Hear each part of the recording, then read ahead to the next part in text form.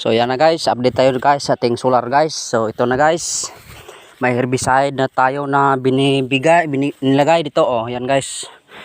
So ito guys ay pang patay ng damo.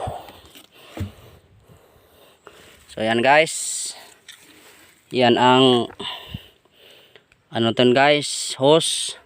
Yan, nilagyan natin ng fuel filter ng sinso ko guys. So gamit yung idea natin guys, kahit saan guys. So ito na guys, i-on natin guys.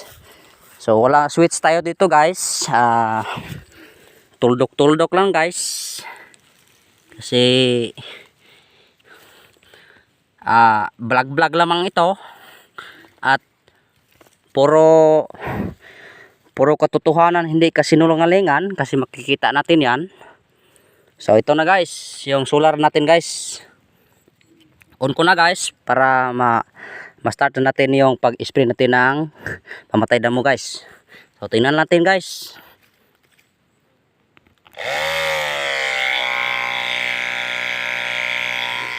Yan guys, nag-on na siya guys. So tingnan natin guys kung gumagana ba dito guys. Ayan na guys. Ayan na guys. Ayan na guys. Spin na tayo guys.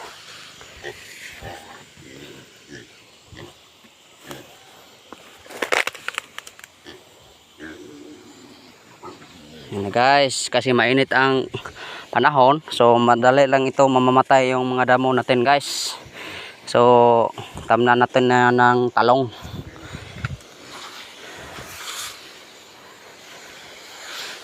Na guys, so maganda ito guys, kasi hindi tayo nagkakarga. So yan guys, yan lang ang vlog ko ngayon guys. God bless.